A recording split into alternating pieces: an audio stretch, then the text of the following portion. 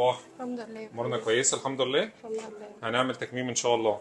ان شاء الله. جاهزه والدنيا تمام؟ تمام الحمد لله. قلقانه من اي حاجه؟ لا طبعا ان شاء الله خير. مريم قالت لي ان انت كنت عايزه تسالي شويه اسئله.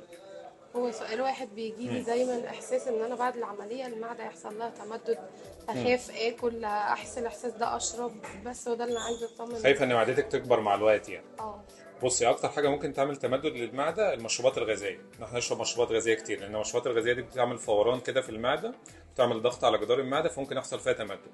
او ان احنا نشرب ميه كتير وسط الاكل، او ناكل اكتر من اللازم لدرجه ان احنا نرجع.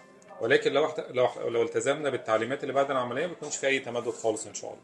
او حتى لو حصل تمدد ده بعد 5-6 سنين بيكون بنسبه 5%، ولكن عمر ما معدتك بترجع بنفس الوضع الطبيعي اللي كانت عليه قبل العمليه. بس نلتزم بس بالتعليمات وان شاء الله امورنا تكون زي الفل. ان شاء الله. بس صايمه والدنيا تمام؟ تمام. ان شاء الله مش هناخد نص ساعه ونطلع في الافاقه هنا، وبعدين نطلع على الغرفه بتاعتنا ان شاء الله. باذن الله. يلا تقوم بألف سلامه يا ايه ان شاء الله. يلا على خير.